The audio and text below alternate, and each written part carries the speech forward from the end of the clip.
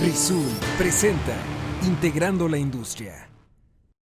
Tal y como nos lo anticipaba Dalila Ibarra sobre los últimos planes nacionales de normalización, se ha publicado en el Diario Oficial de la Federación el proyecto de norma oficial mexicana referente a maquinaria y equipo que se utilice en los centros de trabajo, sistemas de protección y dispositivos de seguridad.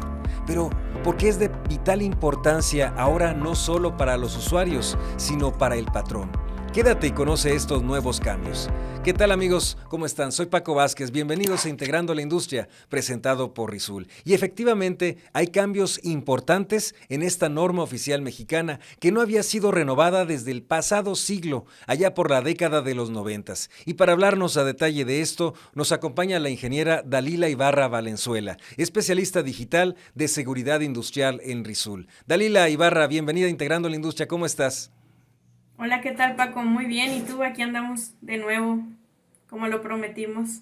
Muy bien, ingeniera, pues muchas gracias por acompañarnos de nuevo para darle continuidad al capítulo anterior en donde estuvimos contigo. Y es que la vez pasada nos platicabas de la ISO 13849, que es la más completa a nivel internacional, pero nos quedamos que en esta ocasión nos hablarías de los profundos cambios que hubo de la norma oficial mexicana PROINOM 004 STPS 2020. Ya dinos por qué es tan importante estar enterados de los cambios que tuvo esta norma. Sí, Paco, como tal es súper importante hablar de estos temas y los cambios porque hay que prepararse para el tema de cálculos. Entonces, cosa que no hacía la norma oficial NOM 004 de 1999, ahora en el 2020 ya la Secretaría del Trabajo está preparada para retomar estos temas conforme a la ISO 13849 y efectivamente esa es la norma internacional más completa y que la Secretaría del Trabajo aquí en México tomó como base para hacer su implementación. Entonces son temas que a lo mejor se desconocen, pero como Rodwell, como Risul, son temas que ya hemos venido hablando por años con Ajá. nuestros clientes, pero ahora sí, todos esos cambios ya se van a implementar, ¿no? O ya vienen próximos a implementarse, sí o sí. ¿Por qué? Porque todo esto va a traer como consecuencias multas a nuestras empresas. Y por eso la importancia de saber el objetivo de esta norma, Dalila. Sí, Paco, como tal, el objetivo de esta norma a lo mejor no lo hemos mencionado, pero como hemos venido hablando anteriormente, esta norma trata de la parte de seguridad de maquinaria en los equipos o en nuestras máquinas y así pues tener seguridad tanto a las instalaciones, a la propia maquinaria y así prevenir riesgos en el trabajo y pues proteger a todos los trabajadores o al personal que intervenga en esa máquina, no solamente al operador, sino todo el personal que pueda intervenir en esa máquina, ¿no? Como en el caso anterior mencioné que una persona lamentablemente falleció y era personal de limpieza, ¿no? Entonces, en todas estas nuevas normas ya se deben de englobar a ese tipo de personas. Dalila, ¿y puedes platicarnos cuáles son los cambios más importantes que hubo en esta nueva norma que debemos de considerar y tomar en cuenta y tener muy presente?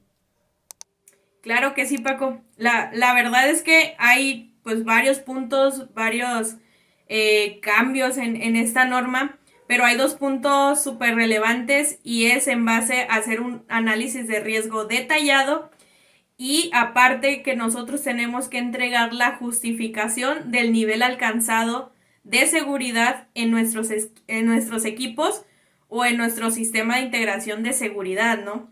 Pero adicional a eso, antes de entrar a profundidad a estos puntos, eh, existe algo súper importante en esta norma y es que anteriormente nosotros como trabajadores teníamos la responsabilidad de cumplir aproximadamente 29 puntos, pero ahora en la nueva norma tenemos 7 puntos a cumplir. Ah, caray, ¿Qué se quiere decir redujo. esto? Que ahora es mayor la responsabilidad Ajá. que tiene el patrón y no los usuarios o los operadores de estas máquinas, lo que conlleva a que la máquina debe de ser más segura, debe de eliminar todo ese tipo de errores o fallas sistemáticas o fallas humanas, ¿no? O donde puede intervenir la persona y hacer que falle el equipo, ese equipo se tiene que parar sí o sí. Entonces, hablar de estas normas es que el equipo pare sí o sí, ¿no?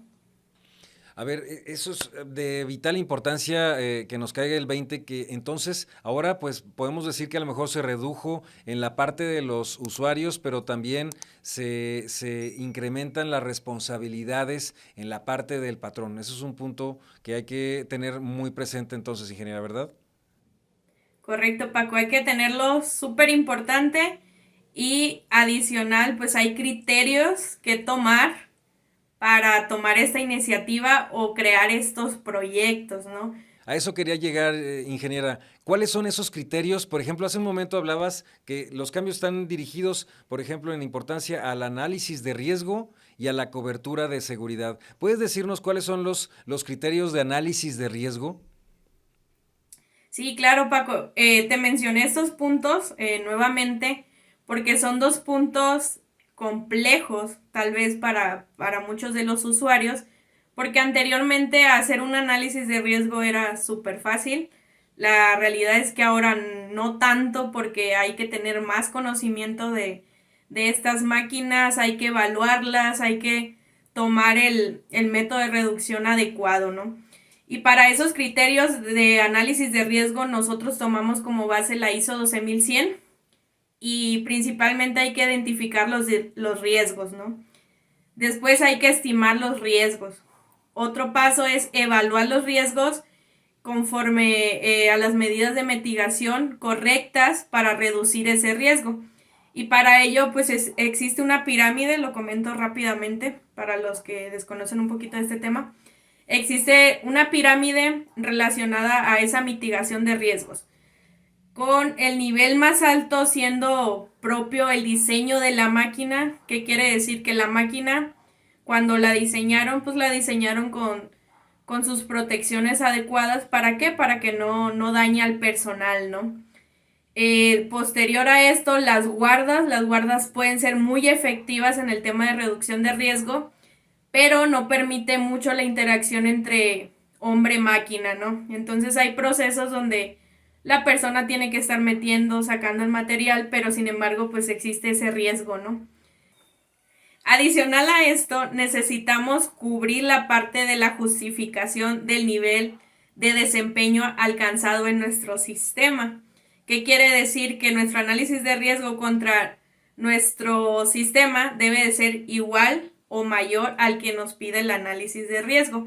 Y para ello, pues hay ciertos criterios adicional al de los análisis de riesgo y cálculos que conlleva a cumplir ese nivel de desempeño en nuestro sistema o dispositivos de seguridad. Ok, estos fueron los criterios de análisis de riesgo y también mencionaste el justificar el nivel alcanzado de cobertura de seguridad. ¿A qué se refiere esto, ingeniera? Bueno, como tal, la parte de justificación, pues es entregar un reporte donde se compruebe que todo nuestro sistema alcance ese nivel de seguridad, y para ello, pues principalmente hay que elegir el dispositivo adecuado con respecto a la función de seguridad que nos arroja el análisis de riesgo. Posterior a esto viene la parte del diseño y su implementación, y ahí es donde vienen estos cálculos que menciono. Hay que verificar la arquitectura de alambrado que se tiene en el sistema. Existe desde la 1 siendo la más baja y la 4 la más alta, ¿no? Posterior a esto, necesitamos comprobar la confiabilidad de nuestro sistema de seguridad medidos en tiempo medio entre fallas peligrosas, y esto se mide en años. ¿Qué quiere decir? Que necesitamos saber cuándo nuestro dispositivo va a fallar. Lo que quiere decir, Paco, es que depende mucho aquí de la calidad de los productos, ¿no? ¿Cuántos ciclos de operaciones tienen estos productos? Comparado con un dispositivo chino, la verdad es que un dispositivo chino tiene menor calidad y tiene menor desempeño o confiabilidad en ese dispositivo. Lo que nos conlleva a cuando hacemos los cálculos, se podría medir en eslabones. ¿Qué quiere decir? Que si tengo uno chino contra uno de alta confiabilidad o una marca buena en el mercado, pues el eslabón más débil es el que va a definir qué confiabilidad tenemos en nuestro sistema, ¿no? Y posterior a eso, otro punto es el diagnóstico de cobertura. Por lo general, nos los arroja el dispositivo mismo. Por ser de seguridad, sabemos cuánto porcentaje cubre en cuanto a errores de fallas sistemáticas o humanas. Y ahí va en la parte de los bypasseos, ¿no? Qué tanto el dispositivo puede identificar ese tipo de fallas, ¿no? Entonces, eso nos los arroja por lo regular el dispositivo. Otro punto es la causa común de fallo y se mide en puntajes, ¿no? En cuanto, por ejemplo, a la diversidad de dispositivos, ¿qué quiere decir? Que si ponemos un dispositivo de una marca y otro de otra marca, pues es muy poco probable que fallen, ¿no? Entonces esto nos da una puntuación alta para ir sumando el mayor porcentaje o el mínimo requerido en un nivel alto, ¿no? Otro punto, por ejemplo, es la parte del diseño, quién lo está diseñando, la experiencia, la aplicación, si se están tomando las normas adecuadas e inclusive el ambiente, ¿no? El que mayor porcentaje nos da ahí es el ambiente, o sea que el ingeniero revise correctamente el ambiente donde se va a instalar ese dispositivo para que funcione correctamente. Entonces, toda esa valoración de puntajes nos da arriba del 65%, son 5 o 6 puntos a cubrir, la verdad es que no recuerdo todos los puntos, pero mencioné unos de ellos.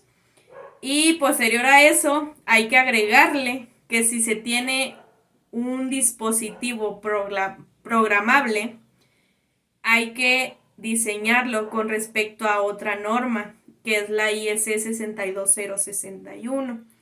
¿Qué quiere decir? Que si el sistema es complejo con estos puntos, ahora si trabajas con un PLC, pues es un poco más complejo porque hay que revisar cómo se diseña, cómo se programa la parte de ese dispositivo de seguridad, ¿no? Oye, Dalila, y por cierto, ¿cuándo se libera esta nueva norma mexicana? Muy buena pregunta, Paco. Eso yo creo que es lo más interesante. La realidad es que se libera aproximadamente a mediados de este año 2022. El Wow. proyecto está desde el 2020. Las capacitaciones pues ya las tomó la Secretaría del Trabajo como ya lo mencionamos, que quiere decir que ellos ya están preparados para realizar todo este tipo de multas, ¿no? Si no se cumple, perdón. Y posterior a eso tenemos un año aproximadamente para estar preparados con respecto a todos estos conocimientos, a todos estos criterios, porque al final nosotros, la empresa tiene que comprobar que se está cumpliendo con la parte de seguridad, ¿no? Que viene siendo una norma que siempre se cumple en las empresas, ¿no? Eh, Oye, esto es un dato muy importante porque prácticamente ya estamos a la vuelta de la esquina para que inicie esta nueva norma mexicana y por lo tanto, pues me pregunto yo, ¿cuáles van a ser los retos de la industria mexicana con esta nueva norma? ¿Qué implicaciones traerá? Pues los retos principales, Paco, yo creo que son en temas de conocimiento, ¿no? Porque pues las guías ya se tienen, ¿no? Las normas ISO que se tomaron como base para esta norma mexicana ya están de varios años ya hechas. Entonces yo creo que el nuevo reto es que el personal se prepare, se certifique o se entrene en todos estos conceptos para realizarlo de la forma correcta, ¿no? Como tal, para Rodwell, Paco, no es un tema nuevo, por así decirlo, porque ya todo este tema de seguridad ha sido pues bien implementado por la parte de Rodwell e inclusive está preparado para certificar personal en la parte de seguridad, cosa que muchos fabricantes no tienen hoy en día, ¿no? Entonces en México se pueden tomar estas certificaciones y adicional estas certificaciones son dadas en español, ¿no? Otra cosa importante es que todas estas normas están en inglés, las certificaciones se hacen en inglés y pues los cálculos también, ¿no? Entonces les recomendaría esa parte que aprovechen, que Rockwell las está implementando en español, avalado por la Asociación de TV Reinal, ¿no? Y precisamente tomando en cuenta esto que nos dices, ¿cómo Risul puede apoyar a nuestros clientes para hacer más sencilla la implementación de estos cambios? Como tal, Paco, nosotros estamos creando o ya está desarrollado un sitio web dedicado a la parte de seguridad industrial. Adicional hay un tema que se llama seguridad funcional, que es donde se engloban todos estos conceptos, toda esta parte de cálculos, y por ahí ya existen brochures, existen documentos técnicos relacionados a estos temas, cómo implementarlos inclusive. Y adicional a esto, pues estamos teniendo la parte de webinars, ¿no? Por los especialistas de Rockwell y Risul, hablando ya enfocado a estos temas, ¿no? Adicional a esto, existen ya entrenamientos ya en campo, que el especialista a lo mejor les puede explicar un poquito más de un tema más detallado para iniciar estos proyectos, ¿no? O adicional tenemos la parte de consultorías en la página web, donde pueden hacer uso de esta parte, ¿no? De la parte de seguridad funcional, se llama el módulo, y ahí pueden agendar una cita con los especialistas para que puedan iniciar su proyecto. Y adicional se realizó un webinar, bueno, dos webinars relacionados a los cambios de la norma 004 de la Secretaría del Trabajo, ¿no? Entonces yo creo que ya estamos preparados como tal en Risul, como Rockwell también. Entonces nada más es cuestión de que los clientes se acerquen y pregunten un poco más de estos cambios, ¿no? A lo mejor no pude mencionar todos, pero pueden ya tomar una cita con el especialista personal de Risul para conocer más del tema, ¿no? Antes de despedirnos, Dalila, porque ya casi estamos llegando al fin de este podcast, ¿hay alguna experiencia de éxito que nos puedas compartir donde se haya tomado en cuenta todas estas capacitaciones y certificaciones para estar listos a mediados de este año con la nueva norma mexicana? Bueno, como tal, la verdad, Paco, sí hay muchos casos de éxito y yo creo que van más relacionados a la preparación de las personas que evalúan todo este proceso de seguridad, ¿no? Entonces, esas personas que se capacitan, se certifican, obtienen todos estos conocimientos, pero les ha ayudado, yo creo que más todos estos casos de éxito están en industrias que toman normativas internacionales, ¿no? Entonces, todas esas empresas que son a nivel internacional ya tomaron todas estas capacitaciones y yo creo que ellos ya están preparados. Y adicional, pues yo creo que viene un impacto muy grande en la parte de seguridad, porque si medimos así rápidamente el nivel de seguridad que está en las empresas, pues no, con respecto a todos estos temas que mencioné, pues no se cubren muchos de ellos, ¿no? Entonces los casos de éxito vienen más en la preparación de la empresa y de la persona que se capacitó, que se entrenó para hacer todos estos sistemas de seguridad de la forma correcta. Así es. Dalila, sin duda de gran relevancia este tema que nos compartes el día de hoy, pero el tiempo se nos acaba. ¿Algo más que quieras agregar antes de despedirnos? Bueno, sería todo por el momento y recomendable que visiten nuestro sitio web, que pueden encontrarlo en www.risul.com.mx en la parte de soluciones, seguridad industrial. Muchas gracias, Paco. Muchas gracias a ti, ingeniera Dalila Ibarra, especialista digital de seguridad industrial en Risul. Muchas gracias por acompañarnos. Gracias, Paco.